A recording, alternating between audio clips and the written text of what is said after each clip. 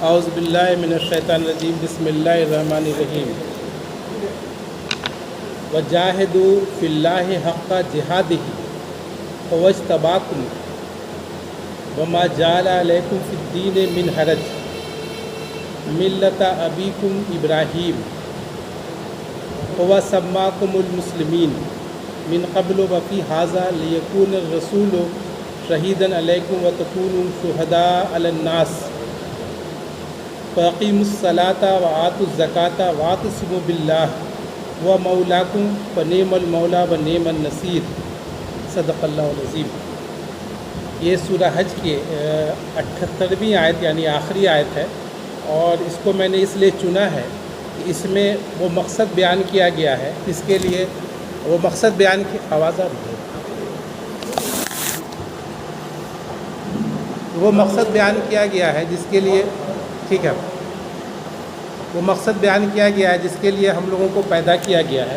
تو یہ ہے کہ وہ مقصد ہم کو دیکھنا ہے کہ جو مقصد کے لیے ہم لوگوں کو پیدا کیا گیا، جس کے لیے اللہ تعالیٰ نے بھیجا ہے دنیا میں، تو وہ کام ہم لوگ کر رہے ہیں یا نہیں کر رہے ہیں۔ تو یہ دیکھنے کے لیے اس آیت کو ہم نے چنا ہے۔ ترجمہ اس طرح ہے، اللہ کی راہ میں جہاد کرو جیسا کہ جہاد کرنے کا حق ہے۔ اس نے تمہیں اپنے کام کے لیے چن لیا ہے، اس نے تمہیں اپنے کام کے لیے چن لیا ہے اور دین میں تم پر کوئی تنگی نہیں رکھی۔ قائم ہو جاؤ اپنے باپ ابراہیم کی ملت پر۔ اللہ نے پہلے بھی تمہارا نام مسلم رکھا تھا اور اس قرآن میں بھی تمہارا یہی نام ہے، تاکہ رسول تم پر گواہ ہو اور تم لوگوں پر گواہ ہو۔ پس نماز قائم کرو، زکوٰۃ دو اور اللہ سے وابستہ ہو جاؤ۔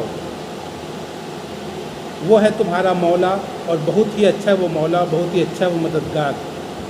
یہ سورہ حج کی آخری آیت تھی جس کا تلاوت کی گئی، ترجمہ پیش کیا گیا۔ یہ سورہ مکہ کے آخری دور میں اور مدینہ کے شروع کے دور میں نازل ہوئی ہے۔ تو مدینہ میں جب میں رسول اللہ صلی اللہ علیہ وسلم صحابہ پہنچے تو وہاں انسٹرکشن دیا گیا کیا کرنا ہے آگے کے لیے، ان کو بات بتائی گئی، وہی بات یہاں پر بیان کی گئی ہے۔ اللہ کی راہ میں جہاد کرو جیسا کہ جہاد کرنے کا حق ہے، اس نے تمہیں اپنے کام کے لیے چن لیا ہے۔ تو یہ ہے کہ اللہ کی راہ میں جہاد کرو، یعنی کہ جہاد کا مطلب کوشش کرو، اللہ کی راہ میں اللہ کے دین کے لیے، اللہ کے دین کی سربلندی کے لیے کوشش کرو۔ اور جیسا کہ جہاد کرنے کا حق ہے، یعنی اس کا جو کوالٹی جو چاہیے، جس طرح کی کوالٹی چاہیے، جس طرح کی کوشش چاہیے، وہ کوشش تمہاری طرف سے ہونی چاہیے۔ جہاد میں کوشش، اور کوشش کس طرح کی ہو سکتی ہے؟ ایک تو یہ ہے کہ جانی کوشش ہو سکتی ہے، جان سے آدمی اللہ کے دین کی سربلندی کے لیے کوشش کرے۔ ایک ہے مال سے اللہ کے دین کی سربلندی کے لیے کوشش ہو سکتی ہے کہ اپنا مال اللہ کی راہ میں خرچ کرے۔ تو جان سے بھی اور مال سے بھی۔ اس کے علاوہ کوئی آدمی علم والا ہے تو اپنے علم سے بھی اللہ کی راہ میں کوشش کرے گا، تقریر کرنے والا تقریر سے کرے گا، اپنی تحریر کرنے والا لکھنے والا وہ اپنے لکھ کر کے کرے گا۔ تو ہر طرح سے جو جہاد کرنے کا حق ہے، جو کوشش کرنے کا جو حق ہے، وہ تم کو ادا کرنا چاہیے، وہ کوشش کرنی چاہیے۔ اس نے تمہیں اپنے کام کے لیے چن لیا۔ یہ سب سے امپورٹنٹ آیت ہے، جو سب سے امپورٹنٹ بات ہے جو اس آیت میں کہی گئی ہے۔ اس نے تمہیں اپنے کام کے لیے چن لیا۔ ہمارے لیے سوال پیدا ہوتا ہے کہ اللہ تعالیٰ نے ہمیں کس کام کے لیے چن لیا ہے، کون سا کام ہے جس کے لیے اللہ تعالیٰ نے ہمیں چن لیا ہے۔ دوسرے کہ ہمیں کو کیوں چنا گیا؟ تو ہم کو اس لیے چنا گیا، اس کام کو جو کام ہے اس کے لیے چنا گیا ہے، وہ یہ ہے کہ اللہ کے دین کی سربلندی کے لیے، اللہ کے دین کو آگے بڑھانے کے لیے، اللہ کے دین کو پھیلانے کے لیے، اللہ کی بات لوگوں تک پہنچانے کے لیے اللہ تعالیٰ نے ہمیں اس کام کے لیے چن لیا ہے۔ اس لیے کہ اللہ کے رسول آئے تھے اور انہیں دین پہنچا دیا، اب اس کے بعد اللہ کے رسول اب نہیں ہے، اب اس کام کو کس کو کرنا ہے؟ تو ہم لوگوں کو کرنا ہے۔ اس کام کے لیے اللہ تعالیٰ نے ہمیں چن لیا ہے۔ ہم سے پہلے یہودیوں کو یہ ذمہ داری دی گئی تھی، ان کو چنا گیا تھا کہ وہ جو ہے دین، اللہ کے دین کو پھیلانا ہے۔ چنانچہ جتنے بھی نبی آئے سب اللہ کے یہودیوں میں سے آئے، یہاں تک کہ عیسیٰ علیہ السلام بھی جو ہے وہ یہودیوں میں سے تھے، لیکن رسول اللہ صلی اللہ علیہ وسلم بنی اسماعیل سے تھے، وہ بنی اسرائیل سے نہیں تھے۔ تو اس کے بعد جو ہے وہ یہ ذمہ داری ہم پر ڈالی گئی۔ اللہ تعالیٰ نے جس کام کے لیے چنا ہے وہ ہے کہ اللہ کے دین کو سربلند کرنے کے لیے، اپنے اللہ کے دین کو کوشش کرنے کے لیے، اس کے لیے اللہ تعالیٰ نے ہم کو چنا ہے۔ اب اللہ کے دین کو سربلند اگر ہم کو کہا جاتا ہے کہ نماز پڑھنے کے لیے چن لیا ہے، اللہ کے آگے سر جھکانے کے لیے چن لیا ہے، اللہ کے اطاعت کرنے کے لیے چن لیا ہے، تو وہ تو انڈیویجول کام تھا. لیکن اگر دین کو سربلند کرنے کے لیے ہم کو چنا گیا ہے تو وہ کام ہم سے اکیلے نہیں ہوگا، وہ ایک گروپ بنا کر کے ہوگا، ایک مل کر کے ہوگا، کچھ لوگ مل کر کے یہ کام کریں گے تبھی یہ پاسبل ہے. تو اب یہ ہے کہ جو جماعتیں اویلیبل ہیں، اگر ہم کو لگتا ہے کہ یہ جماعت ٹھیک کام کری تو اس سے جڑ کر کے ہم اس کام کو کریں، دین کو سربلند کرنے کے لیے جو بھی کوشش ہو رہی ہے، جو بھی ہے، اگر ہم کو ٹھیک لگتا ہے. اور اگر ہم کو ٹھیک نہیں لگتا ہے کہ کوئی بھی جماعت ٹھیک سے کام نہیں کر رہی ہے، تو پھر ہم اپنی جماعت الگ بنا سکتے ہیں، اپنا الگ گروپ بنا سکتے ہیں، اپنی الگ بنا سکتے ہیں، جس سے کہ ہم دین کے سربلند کے لیے جو مقصد اللہ تعالیٰ نے ہم کو دیا ہے. لیکن یہ نہیں کہ چپ چاپ ہم بیٹھے رہیں گے اور پھر جو کام ہم کو دیا گیا وہ ہم کام نہیں کریں گے. اگر ہم وہ کام نہیں کریں گے تو پھر اللہ تعالیٰ کی سزا ہم کو ملے گی. اس لیے جو کام ہم کو دیا گیا وہ کرنا ہے. اللہ نے ہم کو اپنے کام کے لیے چن لیا ہے، اس کام کو کرنا ہے، دین کی سربلندی کے لیے، دین کے لیے کوشش کرنی ہے. اور دین میں تم پر کوئی تنگی نہیں رکھی، یعنی کہ ایسا نہیں کہ تم پر کوئی مشکل کام ڈال دیا گیا، کوئی بہت ہی بڑا تکلیف دہ کام ڈال دیا گیا، بہت ہی مشکل میں پڑ جاؤ گے، مشکلات آ جائے گی، ایسا کچھ نہیں. ایک کام ہے جو آسان ہے، تم کر سکتے ہو، ایسا کوئی بہت مشکل کام نہیں. اس لیے دین پر کوئی تنگی نہیں رکھی، کوئی مشکل میں نہیں ڈالا گیا تم کو. قائم ہو جاؤ اپنے باپ ابراہیم کی ملت پر. ابراہیم علیہ السلام کی اس کے بعد کہا گیا کہ ابراہیم علیہ السلام کی ملت پر قائم ہو جاؤ، یعنی کہ وہ اسوا جو ابراہیم علیہ السلام کا تھا وہ اسوا تم اپنا لو. سوال یہ ہے کہ یہاں پر موسیٰ علیہ السلام کی ملت پر یا پھر عیسیٰ علیہ السلام کی ملت پر نہیں کہا گیا، ابراہیم علیہ السلام کی ملت پر کہا گیا. اس کی وجہ یہ تھی کہ جتنے بھی لوگ تھے وہاں پر سب لوگ جو ہے ابراہیم علیہ السلام کو مانتے تھے. یہودی بھی مانتے تھے ابراہیم علیہ السلام کو، عیسائی بھی مانتے تھے، یہاں تک کہ مشرکین مکہ جو تھے، مکہ کے مشرک تھے، وہ لوگ بھی ابراہیم علیہ السلام کو مانتے تھے. تو ایک ایسا کامن نام لیا گیا جس کو سب لوگ ایکسیپٹ کرتے تھے کہ بولو ایسا کوئی نیا دین ہم لے کر کے نہیں آ رہے، ابراہیم علیہ السلام نے جو دین لایا تھا اسی دین کی طرف ہم لوگوں کو بلا رہے ہیں، اس کی طرف تم آ جاؤ. ابراہیم علیہ السلام کا اسوہ یہ تھا. ابراہیم علیہ السلام نے اللہ کے دین کے لیے، اللہ کے دین کی خاطر گھر بار کو چھوڑنا پڑا تو گھر بار چھوڑ دیا. آگ میں ڈالنے کی ضرورت ڈالا گیا تو اس کے لیے بھی تیار ہو گئے. بچے کو اللہ کے دین کے لیے قربان کرنے کے لیے کہا گیا تو وہ بھی تیار ہو گئے. تو یہ جو اسوہ ہے، یہ جو ان کا کیریکٹر ہے، وہ کیریکٹر ہم کو ڈیولپ کرنا ہے، وہ ہم کو وہ لانا ہے اپنے اندر. اسی کے بارے میں کہا ہے قائم ہو جاؤ اپنے باپ ابراہیم کی ملت پر. یعنی ابراہیم علیہ السلام جس طرح کا اسوہ پیش کیا تھا، جو انہوں نے کیریکٹر پیش کیا تھا، وہ کیریکٹر ہم کو اپنے اندر لانا ہے. اللہ نے پہلے بھی تمہارا نام مسلم رکھا تو اس قرآن میں بھی تمہارا یہی نام ہے، یعنی تم کو مسلم رکھا تھا. اب سوال ایک پیدا ہو سکتا ہے کہ پہلے تو نام مسلمان نہیں تھا، جیسے کہ یہودی ہے، عیسائی ہے، وہ سب تو نام نہیں ہے. تو کہنے کا مطلب یہ مسلم کا مطلب ہے اطاعت گزار، اللہ کے آگے سرنڈر کرنے والا، اللہ کے آگے جھک جانے والا. اس لحاظ سے کہا گیا کہ اللہ کے آگے جھک جانے والا پہلے بھی کہا گیا تھا اور ابھی بھی کہا جا رہا ہے. نام الگ الگ ہو سکتا ہے اپنے زمانے کے لحاظ سے، یہودی ہو سکتا ہے، عیسائی ہو سکتا ہے اور کچھ اور ہو سکتا ہے، لیکن بیسیکلی وہ یہ ہے کہ وہ اللہ کے آگے سرنڈر کرنے والا، اللہ کی اطاعت کرنے والا، اللہ کے حکم پر چلنے والا، وہ کہنے کا مطلب یہ ہے. پہلے بھی تمہارا نام مسلم رکھا تھا اور اس قرآن میں بھی تمہارا یہی نام ہے. یہاں پر ایک اور بات بھی ہے، اصل نام جو ہمارا ہے وہ مسلم ہے، لیکن آج کے زمانہ میں لوگوں کو آئیڈینٹیفائی کیا جاتا ہے اس کے مسلک کے لحاظ سے، یہ بریلوی ہے، یہ دیوبندی ہے، یہ شیعہ ہے، یہ سنی ہے. اس طرح کی بات قرآن میں اس طرح کی چیز نہیں ہے. وہ مسلم کے طور پر ہونا چاہیے، نہ کہ کسی خاص مسلک یا کسی خاص جماعت سے جڑ کر کے ہونا چاہیے.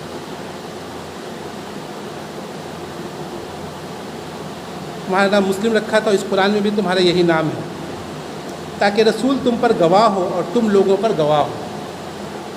اور یہ جو ہے رسول تم پر گواہ ہو اور تم لوگوں پر گواہ ہو. رسول نے تم پر گواہی دے دی. رسول اللہ صلی اللہ علیہ وسلم نے کو جو بات پہنچانی تھی انہوں نے لوگوں تک پہنچا دی. اس کے بعد جو ہے حجۃ الوداع کے موقع سے اللہ کے رسول صلی اللہ علیہ وسلم نے کہا تھا کہ کیا میں نے بات پہنچا دی؟ صحابہ نے کہا اللہ کے رسول آپ نے بات پہنچا دی. انہوں نے کہا کہ تو اللہ تو گواہ رہنا، یعنی کہ گواہی ہم کو مل گئی کہ ہم نے بات لوگوں کو جو ذمہ داری دی گئی تھی، جس کام کو ہم کو سونپا گیا تھا وہ کام ہم نے کر دیا ہے.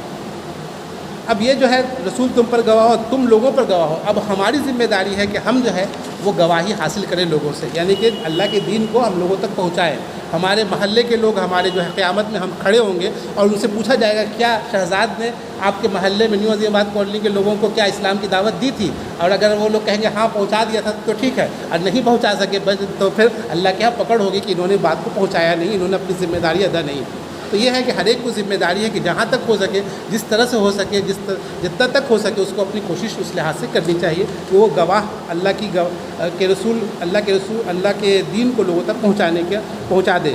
تاکہ لوگ اس پر گواہوں قیامت میں لوگ گواہی دے سکے کہ ہاں اس نے بات پہنچا دی تھی۔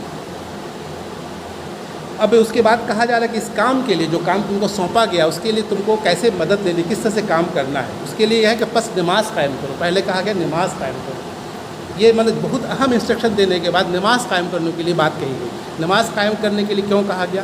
نماز کا اصل مطلب یہ کہ اللہ سے تعلق جوڑنے کا ہے، اللہ کو یاد کرنے کا، اللہ کا ذکر کرنے کا ہے۔ جیسے قرآن میں سورہ جمعہ میں آیا ہے کہ اللہ کے ذکر کی طرف تم دوڑ پڑو، جب اذان دی جائے تو تم اللہ کے ذکر کی طرف دوڑ پڑو، یعنی اللہ کی یاد کی طرف دوڑ پڑو۔ تو نماز کا اصل مقصد اللہ کی یاد ہے، یعنی تمہارا اللہ سے کنٹیکٹ مضبوط ہونا چاہیے، تب تم اس کام کو کر پاؤ گے۔ اس کے لیے اللہ سے تعلق جوڑنے کی سب سے اہم چیز جو ہے وہ نماز ہے، نماز کے ذریعے سے اللہ کو یاد کرو۔ اب یہ ایک الگ بات ہے کہ جو ہماری نمازیں ہوتی ہیں وہ رسمی ہوتی ہیں، رسم آزاد رہ کہ روح بلالی نہ رہی والی بات ہے کہ ہم جو ہے اس پر بڑے دھیان دیتے ہیں کہ ہماری 2 رکعت ہوئی کہ نہیں، اور یہ جو ہے ہمارا کپڑا کیسا ہونا چاہیے اور ہمارا ہاتھ کہاں باندھا جائے، لیکن اللہ کی یاد اصل ہے، اللہ کا ذکر ہونا چاہیے، اللہ کی یاد ہونی چاہیے۔ اس کے لیے سب سے اہم چیز یہ ہے کہ ہم جو کچھ پڑھ رہے ہیں اس کو ہم کو معلوم ہونا چاہیے ہم پڑھ کیا رہے ہیں۔ الحمدللہ رب العالمین، ساری تعریف اللہ تعالیٰ کے لیے ہے۔ الرحمن الرحیم، رحمان ہے رحیم ہے۔ سبحان ربی الاعلیٰ، پاک ہے میرا رب اعلیٰ۔ سبحان ربی العظیم، پاک ہے میرا رب عظمت والا۔ تو یہ پورا جو نماز کا جو کچھ ہم پڑھتے ہیں اس کو کم سے کم ہم کو یاد کر لینا چاہیے کہ وہ کیا ہم پڑھ رہا ہے، اس کو سمجھ کے اطمینان سے ٹھہر کر پڑھیں تاکہ ہم اللہ کو یاد کریں۔ ہوتا یہ ہے کہ ہم روانی سے پڑھ جاتے ہیں اور یاد کرنے کے لیے ہم اپنی بیوی کو یاد کرتے ہیں، اپنے بچوں کو یاد کرتے ہیں، اپنے بزنس کو یاد کرتے ہیں، اپنے آفس کو یاد کرتے ہیں، لیکن اللہ کو یاد ہم کم کرتے ہیں۔ اور اس قرآن میں ایک جگہ آیا بھی ہے کہ جو منافق ہے وہ اللہ کو کم یاد کرتا ہے۔ تو یہ کوشش ہونی چاہیے کہ ہم نماز میں اللہ کو زیادہ سے زیادہ یاد کر، جو اصل مقصد ہے اللہ کی یاد کا وہ پورا ہونا چاہیے اور اللہ سے تعلق جوڑنے کی کوشش ہونی چاہیے۔ اس کے لیے ایک طریقہ تو ہے کہ نماز میں جو کچھ پڑھا جاتا ہے وہ اس کو یاد رکھا جائے۔ اس کے علاوہ یہ ہے کہ اللہ کے وہ ذہن میں رکھا جائے کہ ہم جو ہے اللہ کے گھر کے سامنے ہے، کعبۃ اللہ کے سامنے منہ کر کے نماز پڑھے، اسی لیے بولا بھی جاتا ہے۔ اور پھر یہ بھی ہے انی وجہت وجہ للذی فطر السماوات والارض، بے شک میں نے اپنا چہرہ اللہ کی طرف کر دیا ہے جو سارے جہاں کا رب ہے۔ اس طرح کی باتیں جو پورا ہے ان سب کو اگر ہم سمجھا جائے، اس کو اپنے ذہن میں رکھا جائے تو نماز ہماری بہتر ہو سکتی ہے۔ اس کے بعد دوسری چیز کہی جا رہی زکوٰۃ دو، یعنی کہ اللہ کے دین کے لیے جو کوشش ہو رہی ہے اس کے لیے خرچ کرو، اللہ کے دین کے لیے خرچ کرو، اس کے لیے پیسہ لگاؤ اس میں۔ اور اس کے بعد کہا گیا واعتصموا باللہ، اور اللہ سے وابستہ ہو جاؤ، اللہ سے جڑ جاؤ، اللہ سے کنٹیکٹ ہو جائے، اللہ سے تمہارا تعلق مضبوط ہونا چاہیے، تب اس کام کو تم کر پاؤ گے۔ اس کے لیے اللہ سے نزدیک ہو جاؤ، اللہ کو یاد کرو، وہ ہے تمہارا مولا، وہ مولاکم۔ مولا کا جو ورڈ ہے وہ ولی سے بنا ہے، اور ولی کے مطلب ہے مالک، دوست، اس طرح کی میننگ میں ہے، یعنی کہ وہ ہے تمہارا مولا، تمہارا مددگار وہ ہے، اصل میں ہیلپ کرنے والا وہ ہے۔ بہت ہی اچھا ہے وہ مولا، اور بہت ہی اچھا ہے وہ مددگار، اور اللہ تعالیٰ سے اچھا مددگار اور ہیلپ کرنے والا کون ہو سکتا ہے؟ تو یہ آیتیں تھیں جو اس میں بیان کی گئی۔ اس سلسلے میں خرم مراد نے کچھ چیزیں پیش کی ہیں، ان آیتوں کو تشریح کے بعد اس کو ہم پڑھ دیتے ہیں تاکہ وہ بات کلیئر ہو جائے۔ ان 2 آیتوں میں وہ سب کچھ بتا دیا گیا ہے جو مسلمان اور مومن ہونے کا تقاضا ہے۔